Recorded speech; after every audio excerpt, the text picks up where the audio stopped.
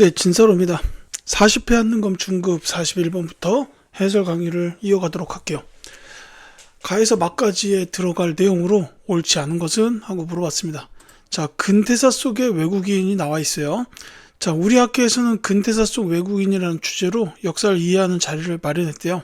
자, 강의 주제를 보니까 이제 사람과 빈칸이 이제 나란히 나와 있습니다. 그러니까 이 문제는 결국 그 주어진 인물에 대한 그 내용이 맞는지 그거를 매치시키면 되겠죠. 자, 메가타가 간데 메가타가 화폐 정리 사업을 주도하다가 맞죠. 자, 메가타의 화폐 정리 사업입니다. 자, 그 다음에 헐버트.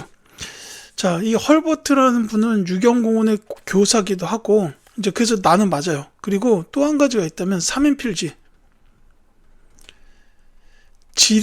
세계 지리서인 삼인필지를 한글로 집필하신 분입니다. 요거까지는 기억을 해두셨으면 좋겠어요. 그 다음에 다에 이게 위안스카이가 나와 있는데, 이분은 이제 그 중국에서 이제 중국사를 논할 때 굉장히 비중 있게 취급되는 인물일 겁니다. 이게 이제 조선과 관련이 되는 거는 그 1880년대 고문으로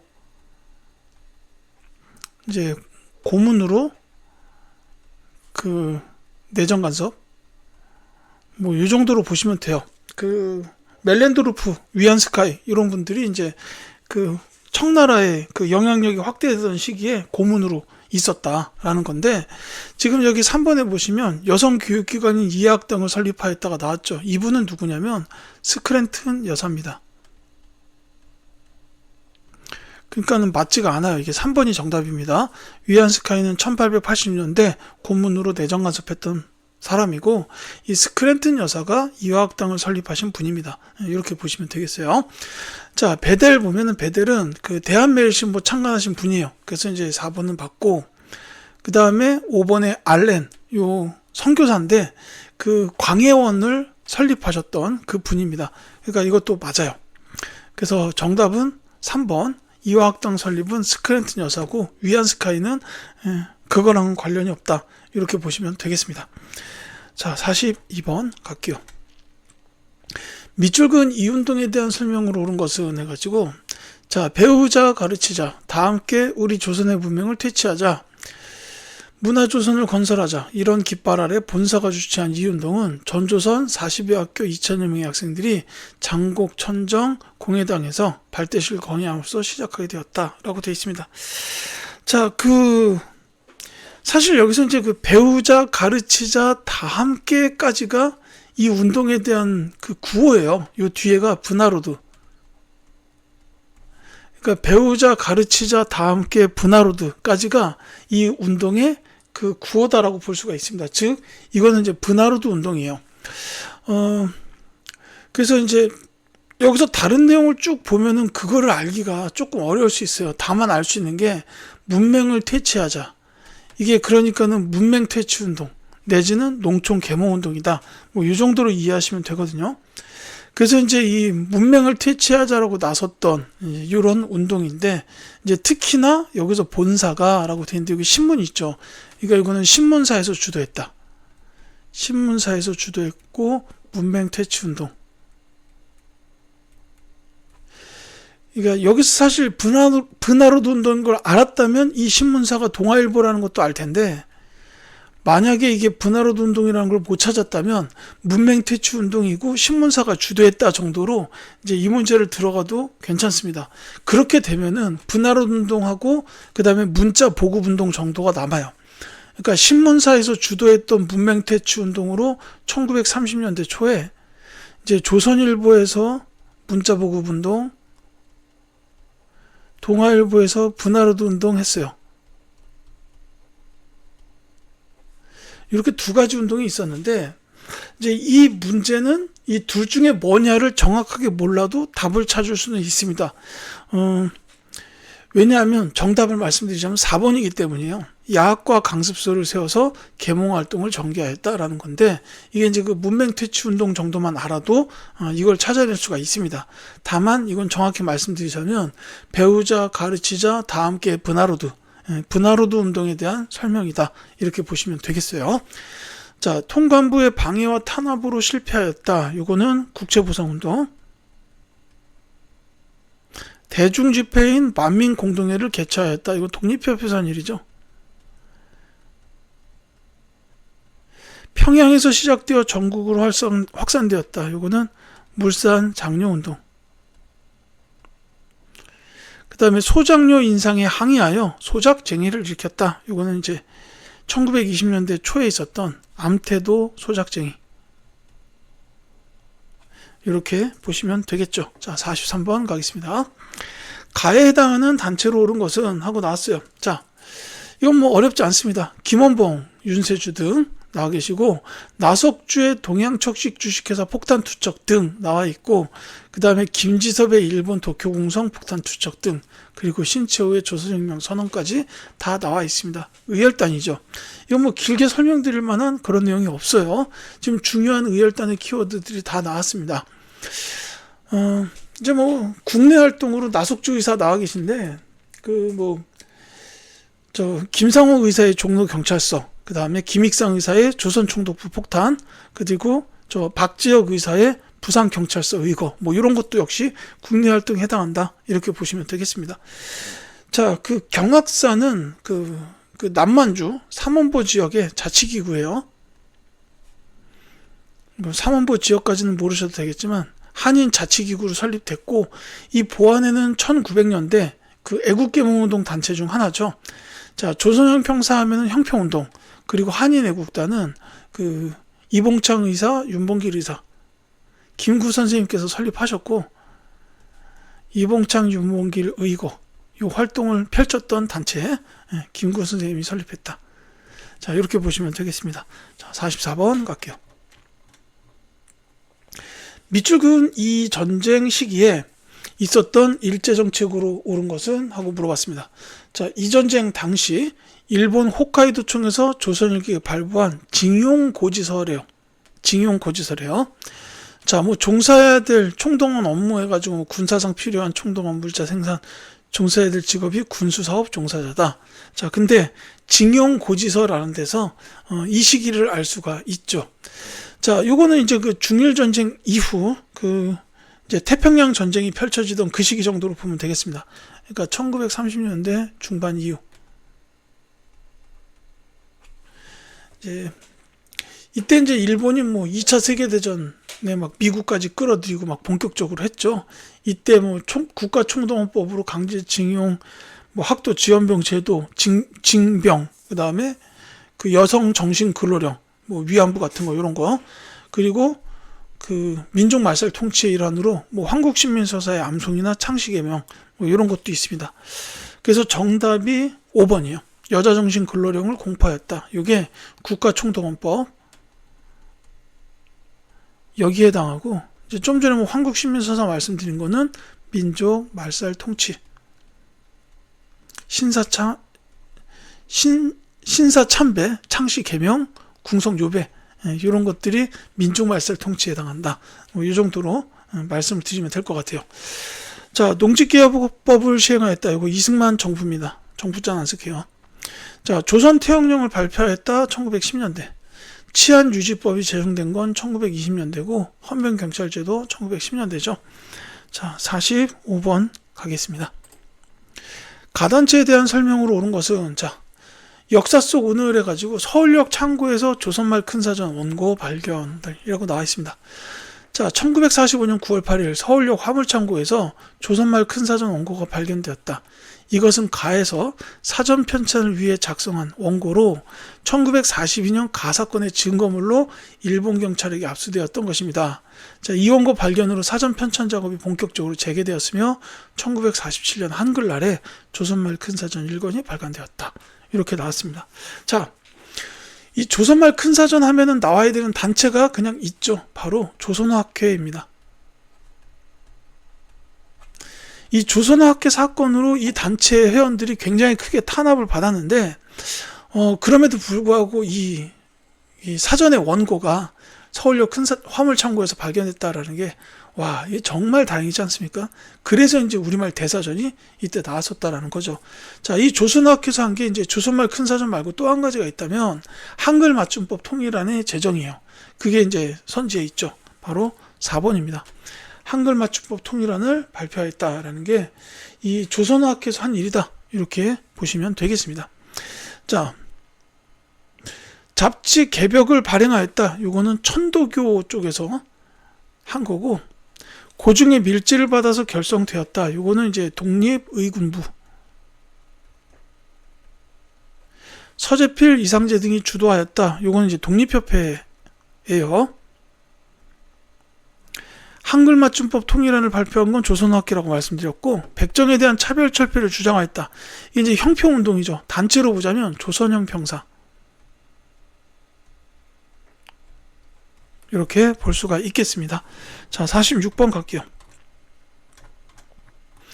미출군 이 단체에 대한 탐구 활동으로 가장 적절한 것은, 자, 이 단체는 1927년 비타협정 민족주의 세력과 사회주의 세력이 연합하여 창립한 민족운동 조직이다. 여기서 그냥 원래 바로 나와야 됩니다. 좀 더 보시면 뭐 정치적, 경제적 각성 촉진함, 단결을 공고함, 기회주의를 일체 부인함을 강령으로 삼았으며 백사백의 지혜 사만형을 해온 전국적 조직으로 발전하였다. 자, 뭐 민족의식을 고취하는 활동을 펼쳤으나 일제 탄압과 활동 방향을 둘러싼 갈등으로 1931년 해소되었다. 이렇게 나왔습니다. 자, 이거 뭐 이 첫 줄 딱 읽으면 바로 나와야 되는 단체예요. 신간에. 비타협정 민족주의와 사회주의의 세력이 연합해서 창립한 운동 조직이다 라는 게 이 신간의 대표적인 내용입니다. 이 신간회가 창립되기 전에 있었던 일이 뭐가 있었냐면은, 이게 이제 그러니까 이렇게 연합하여서 창립했다라는 게 민족유일당 운동 혹은 민족협동 전선 이렇게 부르잖아요. 60만세 운동에서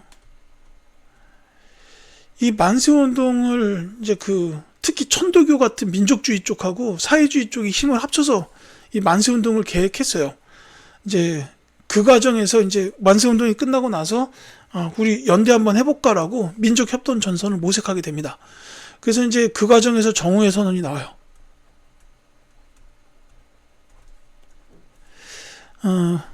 그래서 이제 사회주의 단체였던 정의회에서 우리는 비타협정 민족주의와 연대할 용의가 있다. 이렇게 발표를 하니까 신간회가 창립이 이제 됐죠. 그리고서 이제 이 신간회가 광주 학생 항일운동, 여기에 조성안을 파견하면서 지원을 합니다.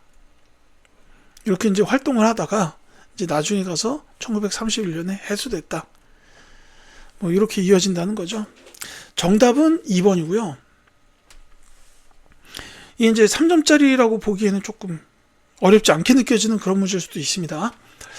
근데 이제 여기서 좀 뭐 이걸 시험에 나오지는 않겠지만, 여기 보면 비타협적 민족주의 세력이라고 명확하게 박혀 있잖아요. 이제 이 당시에는 타협적 민족주의도 있었어요. 이들은 이제 다른 말로 자치론자. 그러니까 이들은 일제에 협력하는 사람들 입장이었어요. 그러니까 대표적으로 춘원 이광수 같은 이런 분이 여기 걸리는데, 이 타협적 민족주의 세력들이 이 신간회에 나중에 슬슬 끼어듭니다. 그러면서 이제 이 신간회 내부에서 계속하여 이 활동 방향을 둘러싼 갈등이 일어나게 된 거예요. 요거. 이 활동 방향을 둘러싼 갈등이라는 게 이 타협적 민족주의 세력들이 이 신간회에 끼어들면서 이 갈등이 일어나게 됩니다. 그러니까 이제 이 신간회가 해소. 그러니까 해체 비슷한 거라고 보시면 되죠. 이제 스스로 이제 단체를 해산시켰다. 뭐 이렇게 보면 되겠습니다. 이렇게 요거까지는 이제 말씀을 드릴게요. 자, 어쨌거나 이게 신간회에 대한 설명이었고, 이제 다른 거. 자, 간도협약의 내용을 분석한다. 이거는 1909년이에요. 원래 우리 대한제국과 청나라 사이에 영토에 관련된 갈등이 좀 있었어요. 근데 이 시기에는 이제 외교권이 없다 보니까 일본이 그걸 이제 대신해서 협의에 나섰습니다. 그래가지고 야, 여기 간도? 이거 청나라 너네 땅 하고 그냥 인정을 해버린 게 간도협약이에요. 자, 신흥 무관학교 설립 배경은 이제 신민회가 신흥 강습소를 세운 이후 이제 거기서부터 보면 되겠죠. 러시아의 저령도 조차하고 저지 과정을 조사한다. 이거는 이제 독립협회. 이 활동을 살펴보면 될 거고, 파리 강화회기에 파견된 김규식 활동을 알아본다. 관련된 단체로 신한청년당. 물론 이후에 이제 김규식 선생이 파리 강화회에 들어가는 거는 임시정부의 그 외교 대표 자격으로 들어가게 됩니다. 그러니까 대한민국 임시정부도 초창기 활동을 확인해 봐야겠죠. 대한민국 임시정부. 자, 47번 가겠습니다. 다음 상황이 일어난 배경으로 가장 적절한 것은? 하고 물어봤습니다. 자, 지금 사람들이 뭘 하는 것이오? 라고 물으니까 신탁 통치 결정에 반대하는 집회를 열고 있는 중입니다. 이렇게 나왔어요. 자, 신탁 통치 결정에 반대하는 집회다. 그러니까 신탁 통치 결정이 이 배경이라고 보면 돼요. 그러니까 이게 배경인데, 그러면 이게 이제 선지에서 뭐냐? 이 말이 어디서 나왔느냐라는 거예요. 그러니까 이 신탁 통치하자라고 이 결정이 모스크바 삼국 외상회의에서 나왔어요.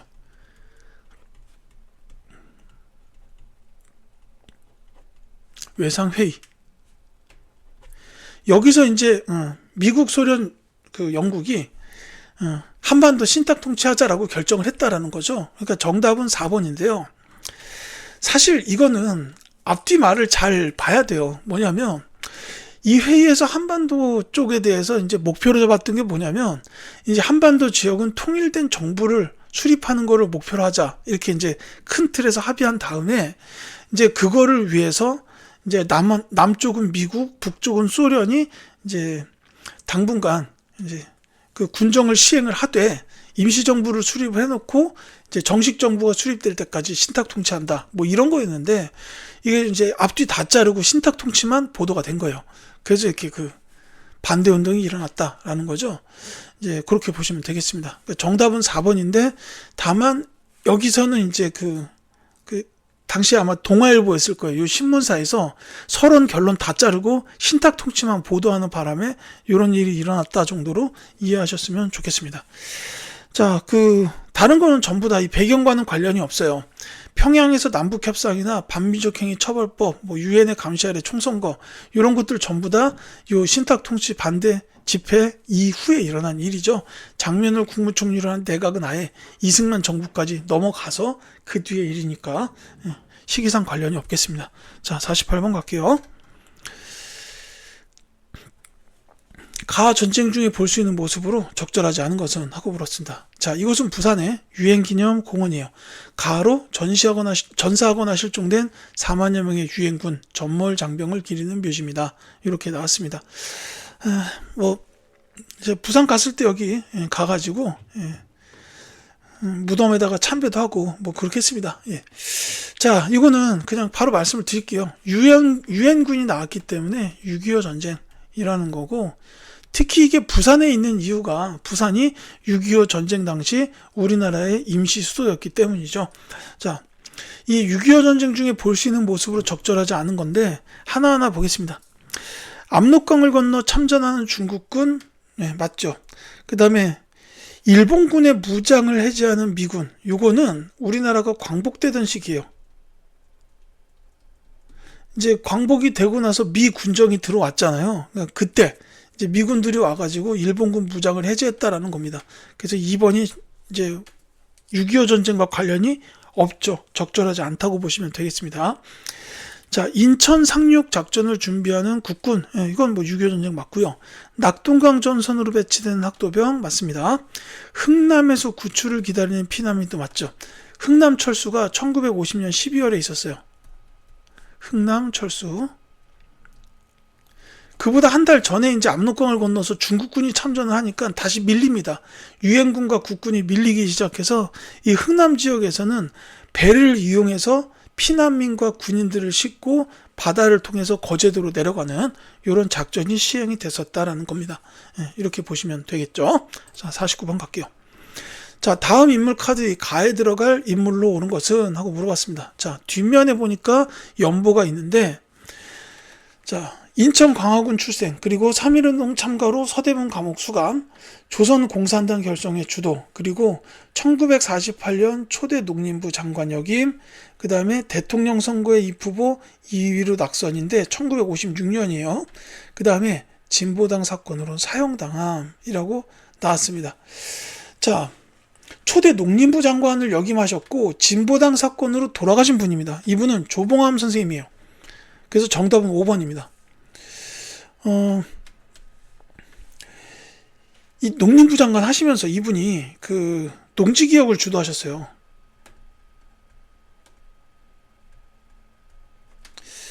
이제 사실 근데 이 조선 공산당 결성 주도까지 있잖아요. 이분이 원래는 그러니까는 공산주의 쪽, 사회주의자 쪽이었습니다. 근데 이제 그 이승만 정부가 수립되기 전에 이제 그 이념을 바꾸죠. 이념을 갈아타서 이제 민족주의 쪽, 그러니까 우익 쪽 노선으로 이제 노선을 바꿨어요. 그리고서 이제 그 이승만 정부에 입각해가지고 농림부 장관으로서 농지개혁을 주도했습니다. 근데 이제 여기서 2위로 낙선했다 그랬지만 이때 1위는 당연히 이승만이었고, 그러니까 이승만의 강력한 이제 정적으로 부상했다라는 거 아닙니까? 그래서 이제 이승만이 진보당 사건 이거를 씌워가지고 이제 사형 선고를 내리고 이제 선고 당일이었는지 그 다음날이었는지 곧바로 이제 사형을 집행해버리는 이런 일이 있었죠. 이게 이제 진보당 사건이라고 부르는데 이게 조봉암 선생님이에요. 어떻게 보면 좀 안타깝습니다. 이제 평화 통일을 주장했다라는 것 때문에 이제 뭐 국가보안법 걸려가지고 이제 사형을 당하셨다라는 거죠. 좀 안타까운 면이 있죠. 이승만 정부의 독재 관련된 그런 이제 희생자다라고 볼 수도 있습니다. 자, 뭐 다른 어마어마한 분들 계시죠. 뭐 김구 선생님 말할 것도 없죠. 임시정부를 지키셨던 분이에요. 그리고 이제 거기서 뭐 주석도 계속 하셨고, 이제 그 전에 임시정부 활성화를 위해서 한인애국단 조직하셔가지고 이봉창, 윤봉길, 의거 이런 거 이제 지휘하셨고, 이제 주석으로서 임시정부 끝까지 계셨고, 그 다음에 그 남북협상으로 김규식 선생님하고 함께 이제 북한으로 건너가서 김일성하고 협상도 했고, 이런 분이고, 자, 여운형 선생님 하면 세 단체는 기억하셔야 돼요. 신한청년당, 그 다음에 조선건국동맹, 조선건국준비위원회,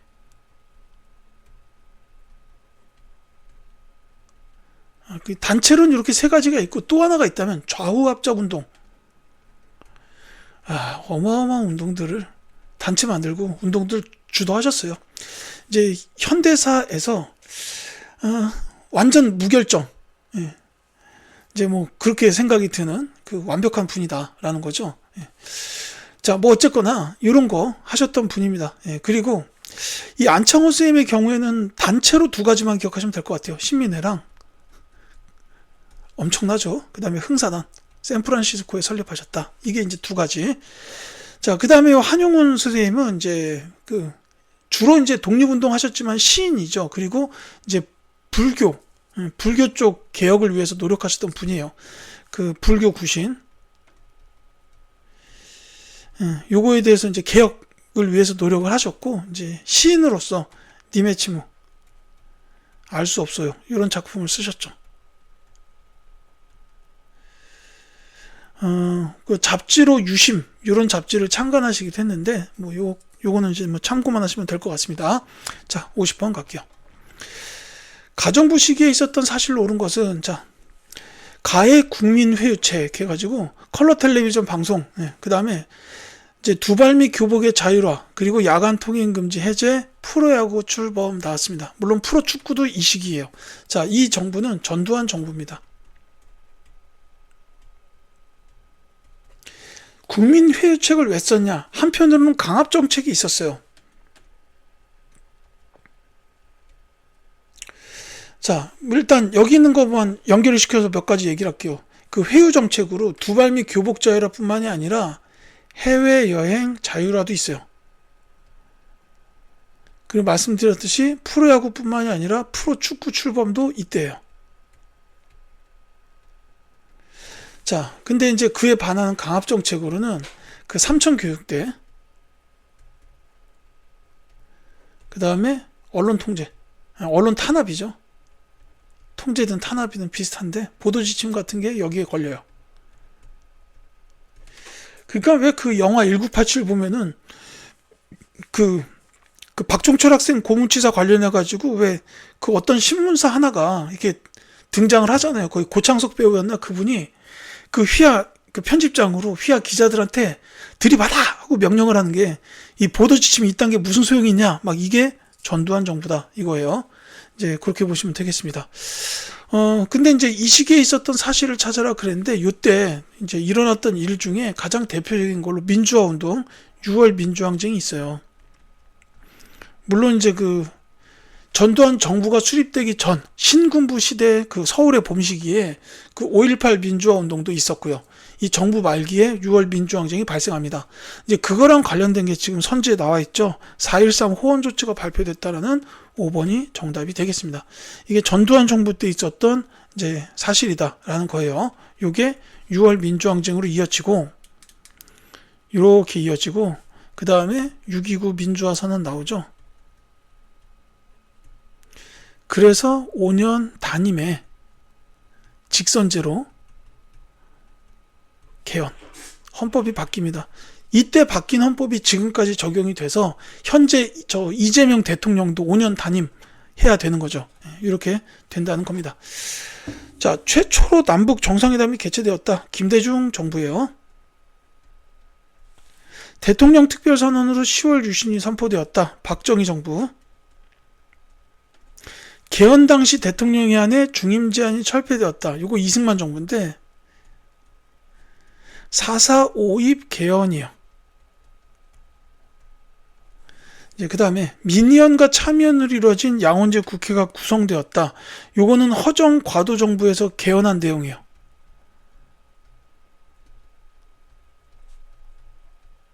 그러니까 그 4.19 혁명으로 이승만 대통령이 하야하고 허정 과도 정부가 구성이 되죠. 거기서 이제 헌법을 바꿔가지고 이제 양원제 국회 그리고 의원 내각제 이렇게 나가게 됐다라는 겁니다. 자, 이렇게 해가지고 40회 한국사 능력검정시험 중급에 대한 해설 강의를 모두 마치겠습니다. 지금까지 강의 들어주신 학생 여러분들께 감사드리고 저는 심화, 기본, 고급, 중급 다른 컨텐츠를 통해서 계속 여러분들을 찾아뵙도록 하겠습니다.